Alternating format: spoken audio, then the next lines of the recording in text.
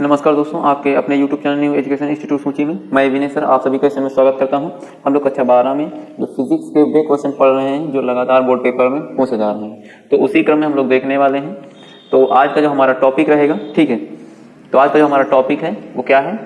वैद्युत द्विध्रुव की अक्षीय स्थिति में विद्युत विभव का व्यंजक। ठीक है, तो बोर्ड पेपर में यदि आता है तो ये 3 नंबर का आता है।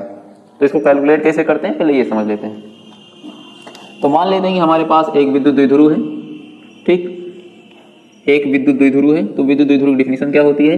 विद्युत द्विध्रुव की डिफिनीशन ये होती है कि जब समान हो, मान में समान या परिमाण में समान और प्रकृति में विपरीत दो आवेश को क्या किया जाता है?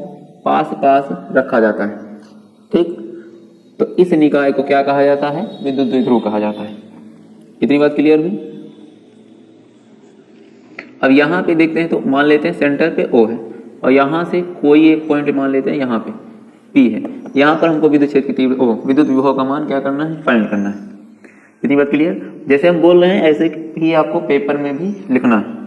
तो यहाँ से मान लीजिए O से स्मॉल r दूरी पर एक पॉइंट है क्या? P।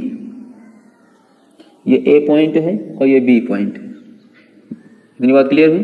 तो यहाँ से ये बताइए, अगर हम कहते हैं A से P तक की दूरी बताइए, तो A से P तक की दूरी ये जो कहलाएगा यहाँ से यहाँ तक सिंगल एल, इधर भी सिंगल एल, टोटल दूरी क्या है यहाँ से यहाँ तक की? Double L. तो हो जाएगा R प्लस एल। और अगर B से P तक की दूरी कह दें तो क्या मिल जाएगा? R minus L. कितनी बात क्लियर हुई? इसमें कहीं दिक्कत नहीं। तो आगे ध्यान दीजिएगा। तो अगर हम चित्र के अनुसार चलें, ठीक, तो हम लोग जानते हैं कि एक हमारे पास फॉर्मूला होता है 1/4 पाई एप्सिलॉन नॉट और Q बटे R। इसमें कहीं दिक्कत नहीं। तो वैसे ही अगर हम प्लस Q के कारण बिंदु P पर कहें, प्लस Q के कारण बिंदु P पर विभव या उत्पन्न विभव, तो V बराबर हम लोग का मिल जाएगा V1, मान लीजिए इसको 1/4 पाई एप्सिलॉन नॉट और Q बटे यहां से वहां तक की दूरी क्या होगी? AP। तो V1 बराबर आ जाएगा 1/4 पाई एप्सिलॉन नॉट और Q बटे कितना होगा? तो A से P तक की दूरी है R plus L. Equation number first. इसी प्रकार अगर हम नेक्स्ट चलते हैं, माइनस Q के कारण बिंदु P पर विभव, तो बन जाएगा V2 equal 1/4 pi epsilon not into Q बटे Q नहीं क्या है यहाँ पे? Minus Q, R minus L. कितना होगा? Equation number second. आगे ध्यान दीजिएगा।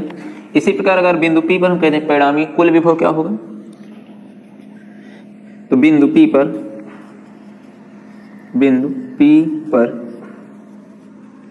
कुल विभव, तो बन जाएगा V इक्वल V1 प्लस का V2। अब दोनों को आपको रख करके ऐड करना है। जब आप यहाँ पे वैल्यू पुट करेंगे तो 1/4 पाई एप्सिलॉन नॉट और Q बटे R plus L minus 1/4 pi epsilon not और Q बटे R माइनस एल। इतनी बात क्लियर है? अब क्या करना है? माइन और एक मिनट, तो ये हो जाएगा ऐसे। अब दोनों में जो कॉमन है उसको कॉमन ले लीजिए। तो कॉमन लेंगे तो क्या मिलेगा? तो Q/4 पाई एप्सिलॉन नॉट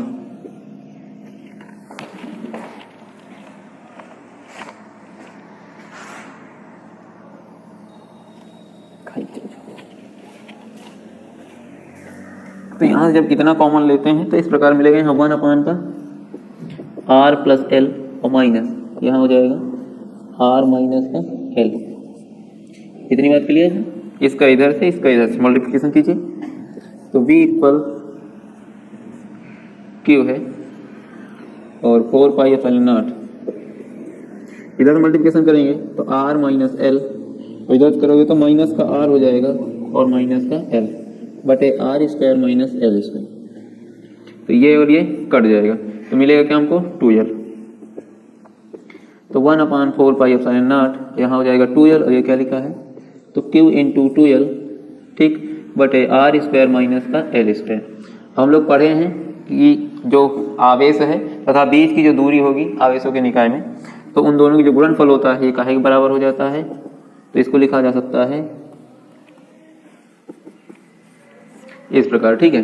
तो यहाँ से अगर देखें तो ये बन जाएगा 1/4 पाई एप्सिलॉन नॉट, और ये पूरा बन जाएगा P बटे R square minus L square. इतने में कहीं दिक्कत नहीं। अब देखते हैं तो R यहाँ से यहाँ तक की दूरी है और L यहाँ इतना ही, ये और भी आगे जा सकता है, ठीक है। तो इसीलिए यहाँ कह सकते हैं कि L स्क्वायर की तुलना में R स्क्वायर बहुत क्या है, बड़ा है। तो यहाँ कहने का मतलब यह है कि L स्क्वायर की जो वैल्यू होगी उसको नगण्य मान लिया जाएगा, और वहीं से निकल के आएगा आपके पास जो बेसिक फॉर्मूला है, क्या होता है 1/4 पाई एप्सिलॉन नॉट और P बटे R का स्क्वायर। तो यही आपके पास अच्छी मतलब वैद्युत द्विध्रुव की अच्छी स्थिति में विद्युत विभव का जो व्यंजक होता है वो इस प्रकार होता है।